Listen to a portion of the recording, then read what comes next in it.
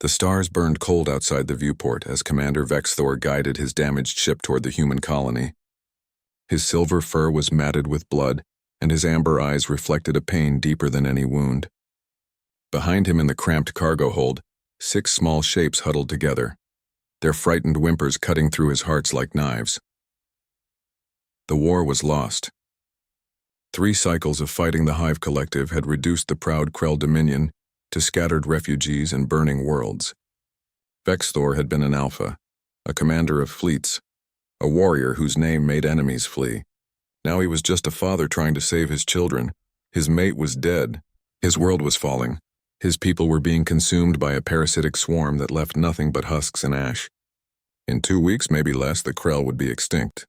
Every military option had failed. Every defensive position had crumbled. The Hive was simply too many, too hungry, too relentless. But Vexthor had noticed something strange about the humans during the few diplomatic contacts their species had shared. These small, weak creatures did something the Krell had never understood. They took in younglings that were not their own blood. They cared for the weak instead of leaving them to die. They built societies that protected everyone, not just the strong. It went against everything Krell culture taught. Strength determined worth. The weak served the strong or were abandoned. Family was blood, nothing else. Yet somehow these soft little humans had survived on a deadly world and spread to the stars with this backward philosophy. Vexthor had no choice left. His cubs would die if they stayed with him. The Hive was coming and children could not fight. The other Krell were fleeing to the far reaches of space, and none would burden themselves with younglings when supplies were scarce. In Krell society, cubs without parents were left behind. It was simply how things were, but maybe humans were different. The colony of New Boston came into view, a modest settlement on a green and blue world. The docking authorities were confused when his battered cruiser requested emergency landing. Human voices crackled over the communication system, asking about his status, offering medical aid, treating him like a person rather than a monster. It made something twist uncomfortably in his chest. Lisa Martinez was waiting when his ship touched down. She was small even by human standards.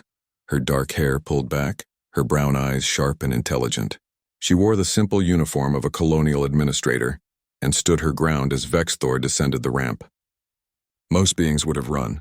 The Krell stood 3 times her height, massing easily 400 kilograms of muscle and claw.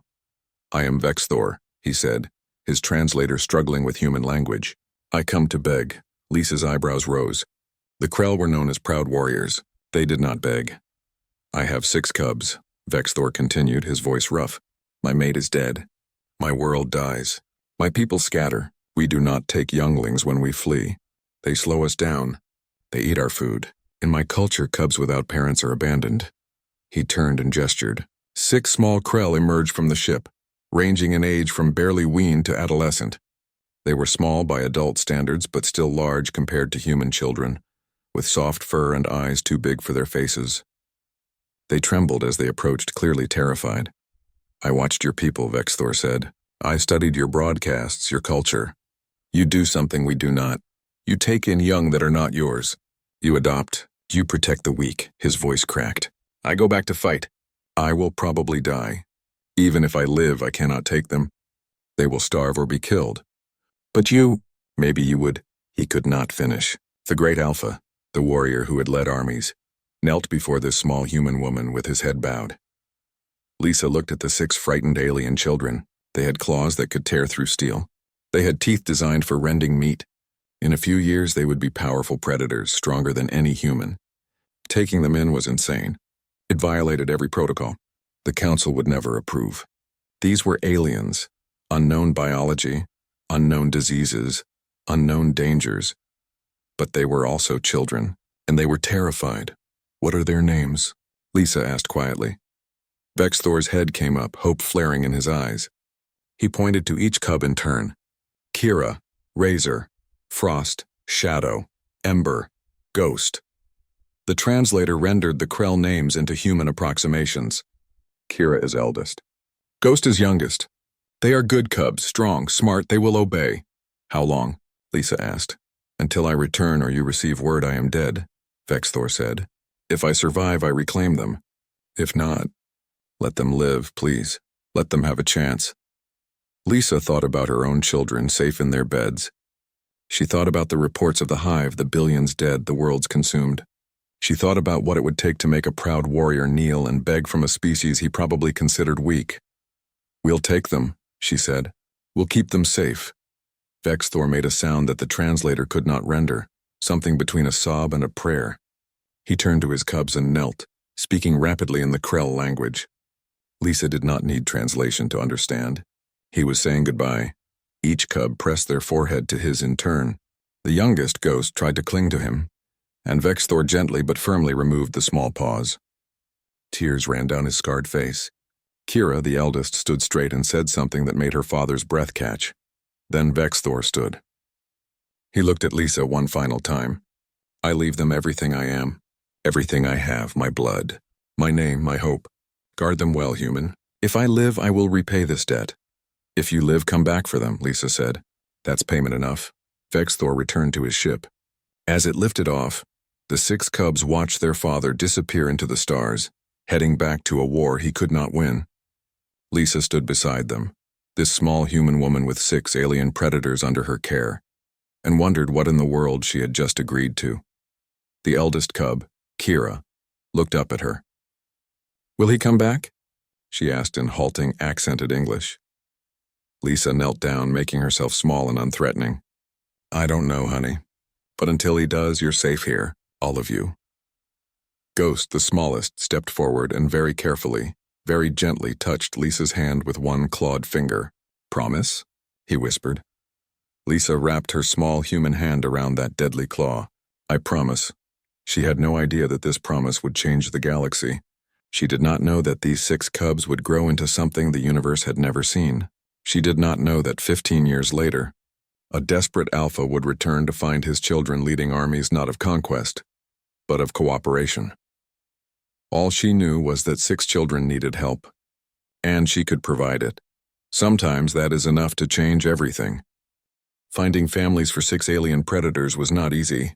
Lisa Martinez spent 3 weeks interviewing volunteers, explaining the risks, making sure everyone understood what they were agreeing to. The cubs were strong enough to accidentally hurt someone. They were carnivores who needed raw meat. They grew faster than human children. Nobody knew if they could get sick from human diseases or the other way around. But New Boston was a frontier colony, and frontier people were different. They had come to the stars looking for something new, something challenging. 6 alien orphans definitely qualified. Danny and Marie Hughes took Kira. They had lost their own daughter to illness 2 years before, and their home felt too empty. Marie was the engineer and Danny taught history at the colony school. They had a large house on the edge of the settlement with plenty of room for a growing Krell. Kira was scared the first night. She broke a chair by accident when she sat down too hard. She did not know how to use human utensils and ate with her claws. She could not fit in a human bed and slept on the floor. Marie cried that night, wondering if they had made a terrible mistake. But Danny sat on the floor beside the young Krell and began to tell her stories.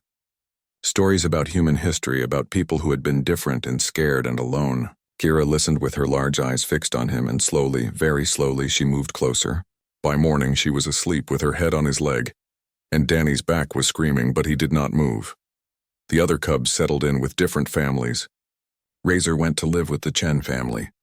They had 3 boys who played sports, and Razor was fascinated by the idea of games with rules. In Krell culture, you fought until someone won. The idea of playing at fighting without actually hurting anyone was strange and wonderful. Kyle Chen, the middle boy, taught Razor how to play basketball. The first ball popped when Razor's claws went through it. So did the second, and the third, but Kyle just kept getting new balls and showing Razor how to be gentle, how to control his strength. By the end of the first month, Razor could handle the ball without damaging it. By the end of the first year, he was better than Kyle. Frost found a home with Patricia Moore, a music teacher who lived alone and always wanted children but never had them. Patricia did not know what to do with a Krell cub at first. Frost was quiet and withdrawn, barely speaking.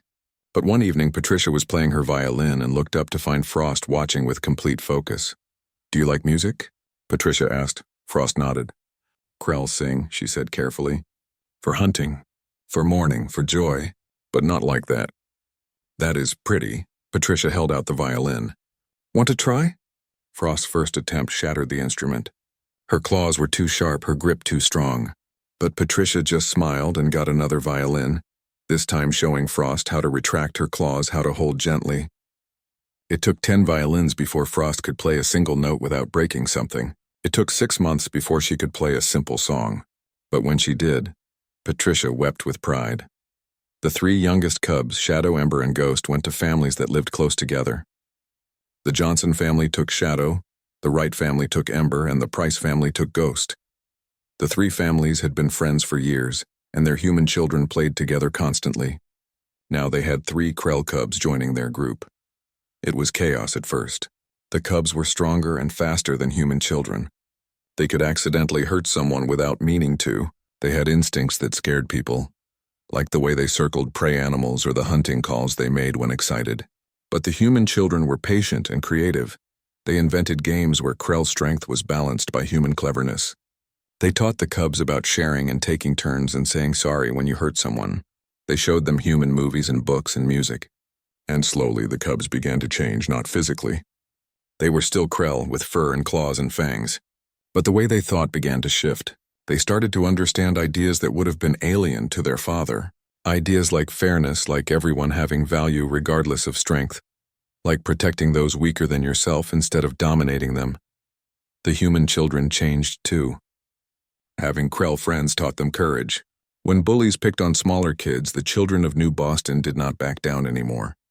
They had seen their Krell friends learn to be gentle despite their strength, and it taught them that real courage was not about being the strongest. It was about standing up for what was right. Every month, all 6 cubs gathered at Lisa Martinez's house for pack night. They spoke Krell, practiced Krell customs, and told stories about their people and their father. Lisa made sure they never forgot where they came from. But between pack nights, they lived as humans lived. They went to school, played with human friends, celebrated human holidays, and absorbed human values. Kira graduated top of her class when she turned 12. She was already physically mature by Krell standards, standing taller than any human and strong enough to bend steel.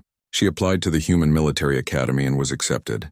The instructors did not know what to do with a Krell cadet at first, but Kira excelled.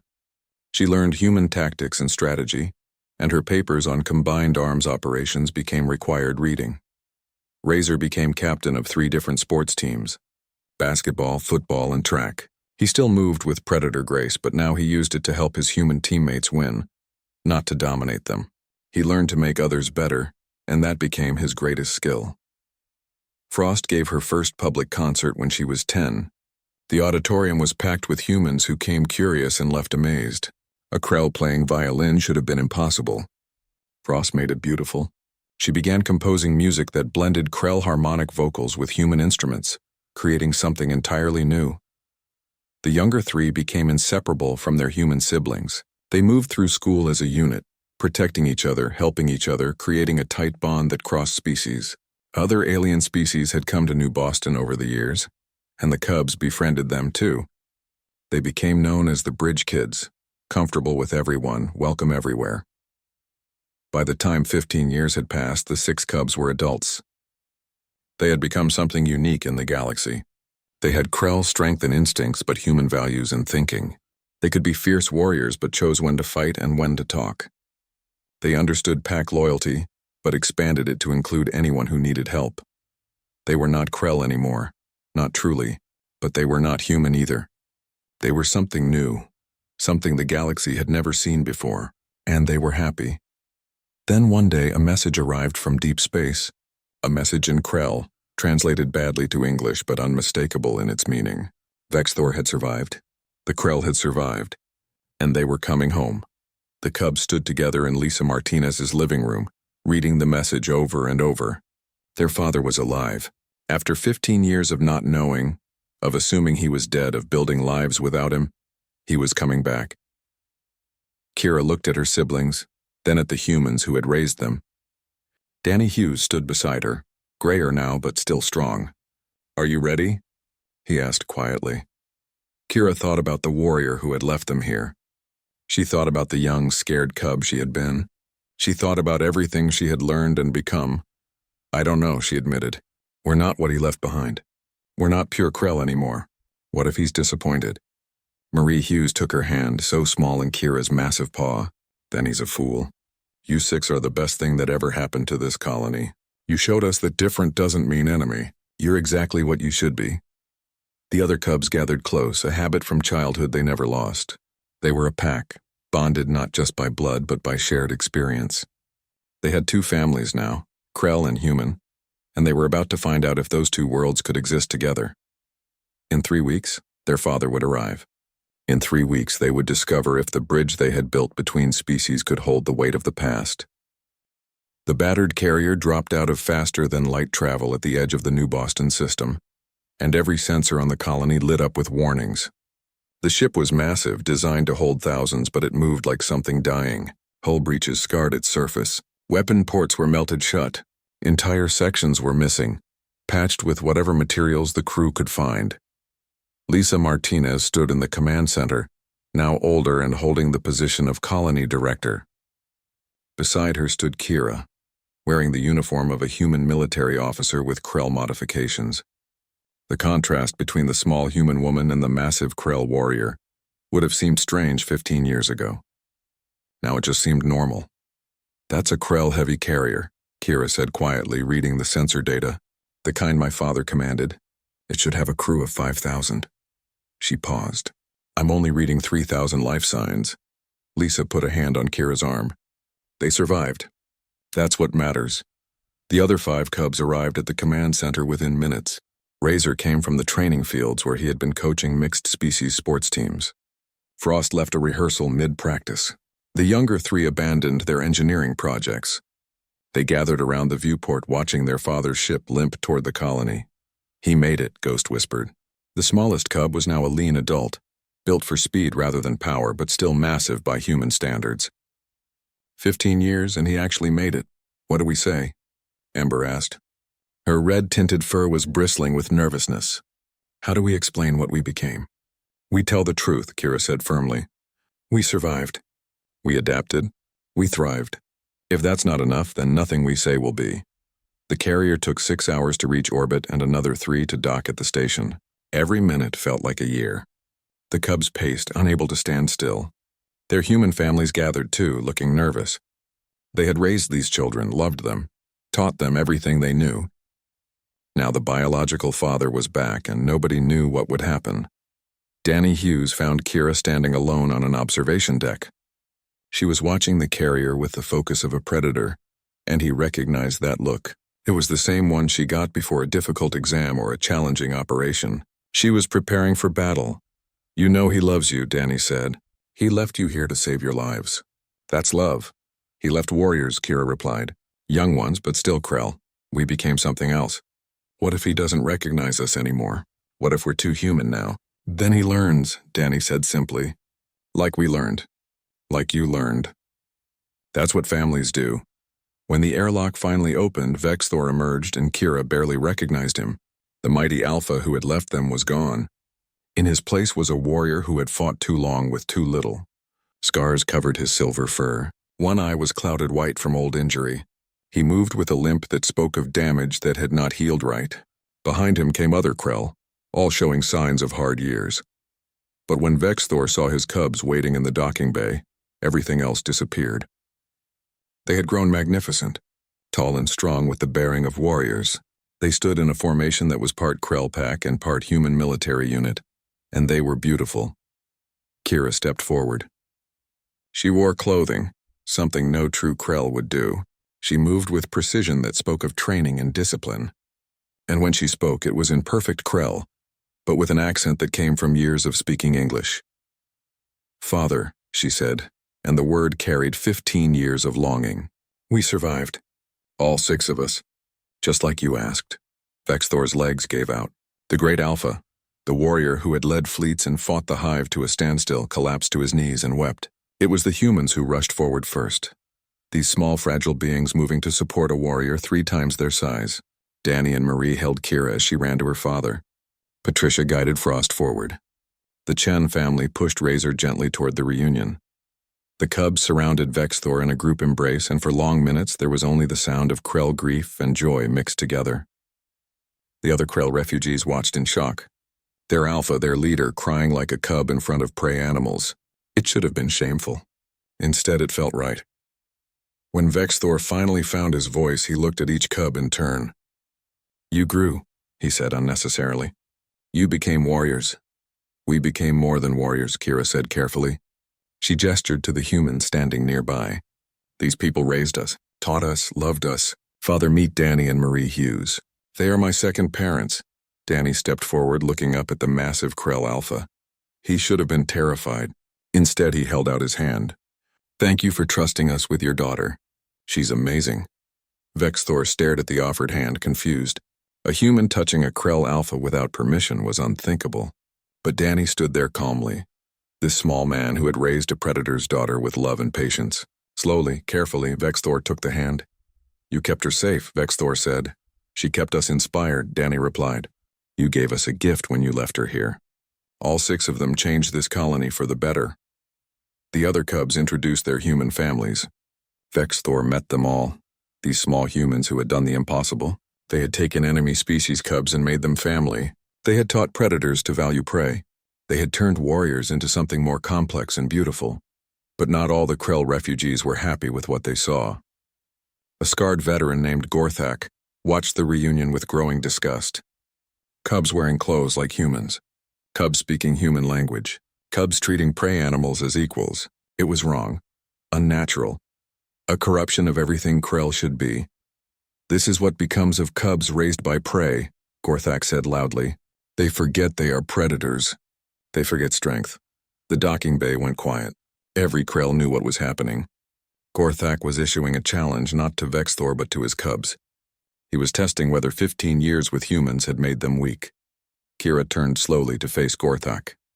She moved with calm precision, and her human trainers would have recognized the stance. She was evaluating, calculating, preparing. "You think humans made us weak?" she asked in Krell. "I think they made you soft," Gorthak replied. "I think you forgot what it means to be Krell." "Then let me remind you," Kira said quietly. She looked at Vexthor. "By traditional law, he can challenge me. I have the right to respond.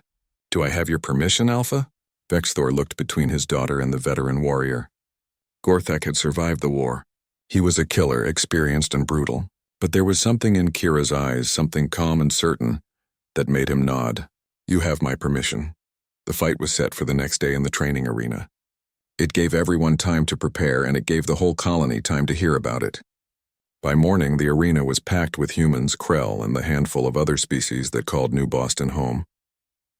Gorthak entered the arena like a force of nature. He was pure Krell warrior, everything the species had evolved to be. Strong, fast, brutal, efficient. He had killed in combat dozens of times. This would be his easiest fight. Kira entered calmly, wearing a modified human military training uniform. She stretched carefully, warming up muscles the way her human instructors had taught her. She acknowledged her human family in the stands with a small nod. Then she turned to face Gorthak, and her expression became unreadable. The fight lasted exactly 2 minutes and 43 seconds. Gorthak attacked with pure Krell aggression. Overwhelming force meant to crush opposition immediately. Kira moved like water, using techniques no pure Krell would know. Human martial arts blended with Krell ferocity, strategic thinking that anticipated and countered. She was not just fighting. She was teaching. When Gorthak was on the ground, beaten but not broken, Kira did something that shocked every Krell in the arena. She extended her hand to help him up. "You fought well," she said. "You're strong and experienced. But the old ways lost to the hive. What I learned here from humans made me stronger than tradition ever could. They taught me that protecting the weak makes everyone stronger. That mercy is strength under control. That working together beats working alone." She pulled Gorthak to his feet. He stared at her hand, then at Vexthor, then at the humans cheering in the stands. "Join us," Kira said. "Learn what we learned. Or watch our species disappear because we refuse to change." Gorthak knelt slowly. "Teach me, cub of Vexthor." In that moment, everything shifted. The Krell refugees saw that survival meant adaptation. Vexthor saw that his cubs had not been weakened by humanity. They had been transformed into something better. The 3,000 Krell refugees presented New Boston with challenges nobody had anticipated. The colony had prepared for a few hundred at most. Instead, they got an entire population of traumatized warriors who did not understand human customs and found human weakness offensive. The first week was rough. Krell ate meat, lots of it, and the colony's food production was not designed for obligate carnivores. Krell were big, and housing designed for humans felt like cages to them. Krell were direct to the point of rudeness by human standards, and their idea of acceptable conversation included topics that made humans deeply uncomfortable. But the biggest problem was philosophical. Traditional Krell believed in hierarchy based on strength. The strongest led, the weak obeyed or were removed from the pack. Humans believed in democracy and equal rights. The two views crashed into each other daily. A Krell named Thrakfor simply took food from a human child's plate because he was hungry and stronger. The child's father confronted him. Thrakfor could not understand why the human was angry. He had taken from someone weaker. That was natural. That was right. Razor found out about the incident within an hour. He found Thrakfor in the communal eating area and sat down across from him. Other Krell watched nervously. Everyone knew about Razor. He was one of Vex Thor's cubs raised by humans, and he had a reputation for being strange.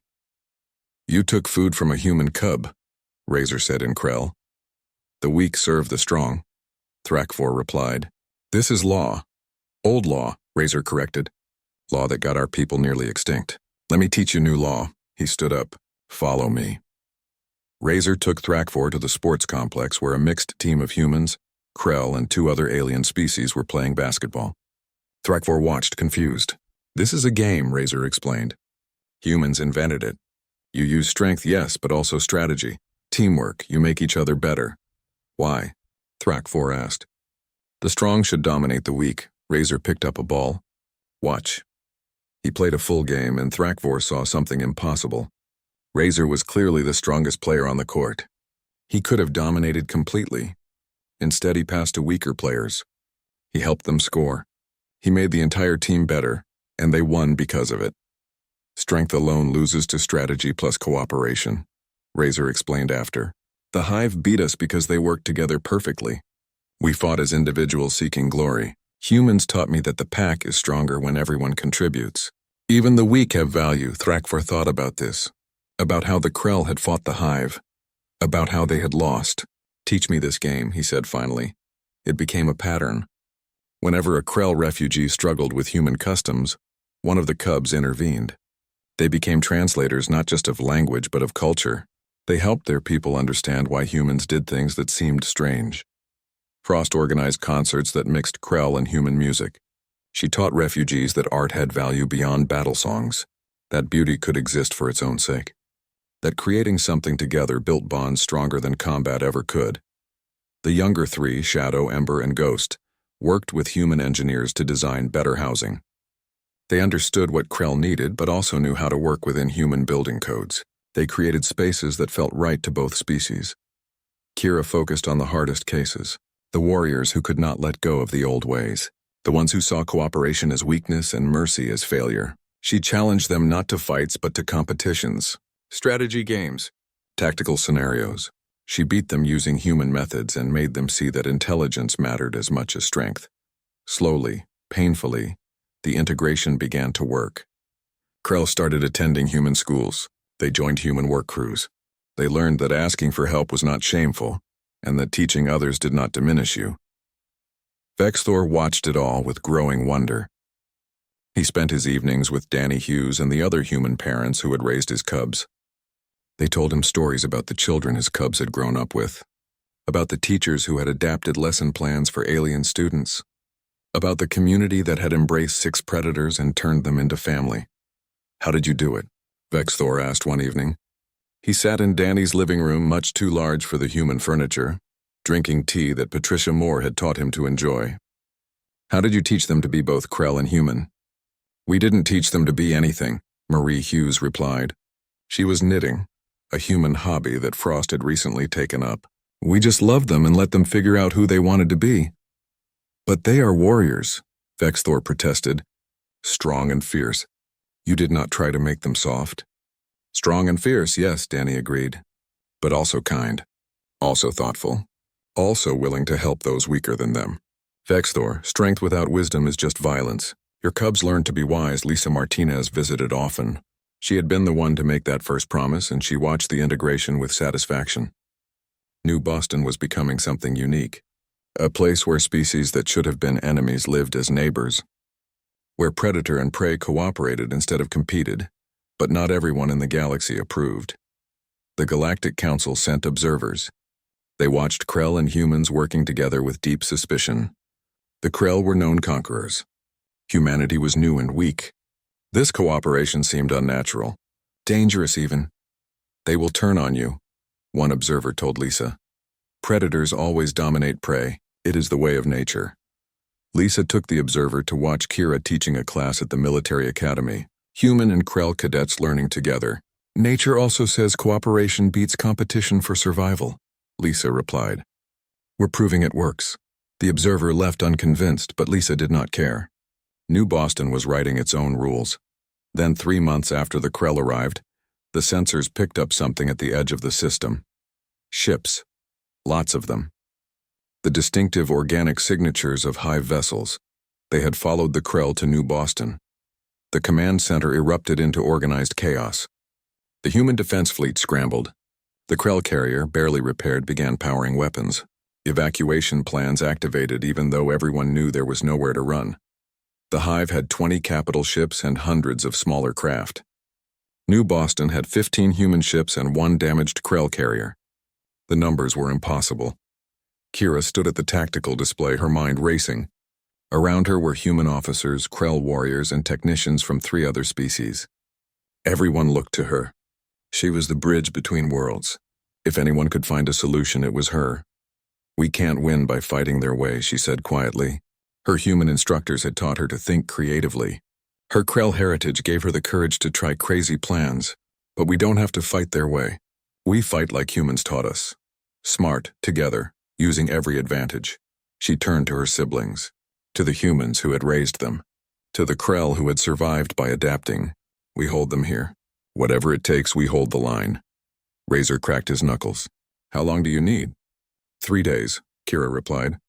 3 days to build something the Hive has never seen. 3 days to prove that cooperation beats conquest. Frost's eyes widened as she understood. You want to weaponize the integration. Make them fight not just Krell or humans, but both working as one. Exactly, Kira confirmed. She looked at Vexthor. Father, your people survived the Hive alone for 3 cycles. Imagine what they could do with human tactics and technology backing them. Vexthor smiled, and it was not a nice smile. It was the expression of a predator who had just realized his prey was cornered. Imagine what humans could do with Krell's strength protecting them. Yes, I see your plan, daughter. It is cunning. It is unprecedented, he laughed. It is very human. Let us teach the Hive why they should have left us alone. The battle for New Boston was about to begin, but this time, the defenders had something the Hive had never faced. They had 2 species that had learned to fight not as conquerors or prey, but as family. And family protected each other. The Hive arrived in waves, organic ships that moved like hunting predators. They had tracked the Krell across the galaxy, consuming world after world, and now they had found a new target. The sensor readings showed impossible numbers. For every defender, there were 10 attackers. The human defense fleet moved to intercept, but everyone knew it was futile. Conventional tactics meant annihilation in minutes. The Hive did not negotiate. It did not retreat. It simply consumed everything in its path. But Kira had spent 3 months watching humans and Krell learn to work together. She had seen what cooperation could achieve. Now she was going to weaponize that integration. All ships fall back to orbital defense positions, she ordered from the command center. Her voice carried across both human and Krell channels. Do not engage directly. We're going to make them come to us. The defense fleet formed a perimeter around New Boston, mixing human ships with the Krell carrier. Human vessels were fast and maneuverable. The Krell carrier was slow but nearly indestructible. Together they created overlapping fields of fire that maximized both species' strengths. On the ground, Razor organized the defense forces. Mixed units of human and Krell soldiers deployed across the colony. Humans provided tactical coordination and precision weapons. Krell provided raw combat power and the ability to fight in conditions that would kill humans. Neither species could have held alone. Together they became something terrifying. Remember your training, Razor told his troops. They were gathered in the main square, thousands of soldiers from two species who had been enemies just months before. Humans. Stay behind Krell's shields but direct their fire. Krell, protect your human squad mates and follow their tactical calls. We win by working together or we die alone. The first Hive landing craft hit atmosphere within hours. They came down like meteors. Organic drop pods that crashed into the ground and split open to release soldier organisms. The creatures were designed for one purpose: killing everything that was not Hive. The defense had prepared for this. Every landing zone was covered by mixed fire teams. Humans targeted weak points with precision rifles. Krell absorbed the counterattack and crushed anything that got close. The Hive soldiers were individually deadly, but they had never faced coordinated defense from two species before. In orbit, the battle was harder. Hive capital ships were massive, grown rather than built, and they shrugged off weapons that would have destroyed normal vessels. The human ships darted in and out, stinging like insects. The Krell carrier sat in the center of the formation like an anchor, its heavy weapons tearing into anything that got close. Frost had a different task. She stood in the colony's central communications hub with every Krell in the colony who could vocalize properly. Krell voices could produce harmonics that shattered steel when properly coordinated. Humans had built the amplification system. Together they had created a weapon. On my mark, Frost said calmly. She raised her hand. In orbit, Hive attack craft swarmed toward the defense fleet. Now, every Krell in the communications hub sang in perfect unison. The amplifiers caught the sound and broadcast it across every speaker in the colony, every speaker on every ship, every radio transmission the defense was using. The harmonic wave washed over the battlefield like a tsunami. Hive attack craft simply fell apart. The organic hulls could not withstand vibrations at that frequency. Dozens of ships died in seconds, and the Hive fleet recoiled in confusion. Again, Frost ordered. They could not maintain it for long. The Krell voices would give out, and the human amplifiers would burn out. But for now they had a weapon the Hive had no defense against. The younger three cubs, Shadow, Ember, and Ghost, coordinated civilian evacuation while simultaneously managing the colony's industrial base. Humans were good at logistics. Krell were good at moving heavy loads. Together they kept supplies flowing to the defenders while getting non-combatants to safety. We need more power cells, Ghost reported, reading through supply requests. Defensive turrets are burning through ammunition faster than expected. Redirect industrial fabricators, Shadow replied. Prioritize ammunition and medical supplies. Got it, Ember confirmed. She was coordinating with both human factory managers and Krell work crews. Estimate 2 hours for the first batch. They worked in perfect sync, anticipating each other, covering gaps, solving problems as fast as they appeared. Their human siblings worked beside them, and nobody questioned orders based on species. Everyone just did their job. Vexthor fought on the front lines with Danny Hughes beside him. The sight should have been absurd. A massive Krell warrior and a middle-aged human teacher fighting side by side. But it worked. Danny called out tactical information. Vexthor executed with brutal efficiency. Around them, mixed units held positions that should have been overrun. Behind you, Danny shouted, and Vexthor spun, claws tearing through a Hive soldier. Left flank weak, Vexthor rumbled, and Danny redirected fire teams to reinforce. They had been doing this for 6 hours. Both were exhausted. Both were injured. Neither considered retreating. In the command center, Kira watched the battle unfold across dozens of displays. The Hive was pushing hard, trying to overwhelm through sheer numbers. The defense was holding, but barely. They needed something to change the momentum. How long until the pulse generator is ready? She asked the engineering team. 4 more hours, a human engineer replied. Maybe 3 if we skip safety checks. Skip them, Kira ordered. The electromagnetic pulse generator was humanity's secret weapon, a device that could fry organic technology across the entire battlefield. But it needed time to charge, time they might not have. We need to hold for 3 more hours, she announced across all channels. I know you're tired. I know it seems impossible. But we've already done the impossible. We've proven that different species can work together. We've shown that cooperation beats conquest. 3 more hours and we end this. The defense forces rallied. Humans pushed harder. Krell fought fiercer. The alien species that had joined New Boston contributed their own unique abilities.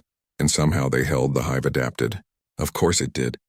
The swarm intelligence realized that frontal assault was failing and shifted tactics. Landing craft stopped coming down at fortified positions. Instead, they aimed for civilian shelters, trying to break the defenders by threatening innocents. It was the wrong move to make against this defense force. Razor's mobile units redeployed with frightening speed. Krell could run faster than any vehicle for short bursts. Humans rode on their backs, directing movement and providing covering fire. They reached threatened shelters in minutes and hit the hive forces with coordinated fury that left no survivors.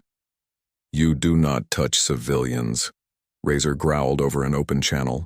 "Human, Krell, or anyone else. You do not touch those who cannot fight back. That is the law here."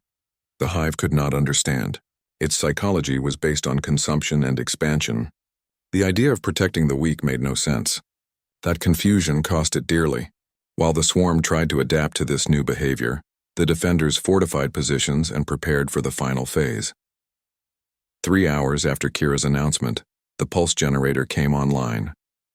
It sat in the center of the colony, built by human engineers and Krell technicians working together. One button to fire it, and that button required 2 people to press simultaneously. A human engineer and a Krell technician stood at the controls. They looked at each other, nodded, and pressed together. The electromagnetic pulse swept across New Boston and into orbit. Every piece of hive organic technology shut down instantly. Ships lost power and tumbled from the sky. Ground forces collapsed, their neural links severed. In one moment, the entire hive assault force became dead weight. The defenders did not celebrate immediately. They were too busy finishing the job. Disabled hive soldiers were still dangerous. Downed ships could still explode. It took another 6 hours to secure the battlefield and confirm that the threat was ended. When Kira finally allowed herself to stop and look around, she saw something that made her heart swell with pride. Humans and Krell working side by side to rescue wounded of both species. Civilians emerging from shelters to help with cleanup. Children, human and Krell, playing together despite the devastation around them. They had won. Not because they were strongest or smartest or had the best technology. They won because they worked together. The Galactic Council sent representatives immediately. They arrived expecting to find a human colony conquered by Krell, or a Krell settlement dominating humans. Instead, they found something unprecedented. "What are you?" the lead ambassador asked, standing in the reconstructed main square. Around her were humans, Krell, and others all working together on repairs. "What do we call this?" Kira looked at her siblings, at her 2 fathers, biological and adopted, at the colony that had become home to 2 species that should have been enemies. "We're the Legion," she said simply. "We learned that strength comes from cooperation, that protecting the weak makes everyone stronger, that working together beats fighting alone." She gestured to the mixed work crews, the children playing together, the defenders sharing food and stories. The hive came back. Others will come too, and when they do, they'll find not just humans or just Krell, but a legion of species who understand what we understand. Ghost, still the smallest,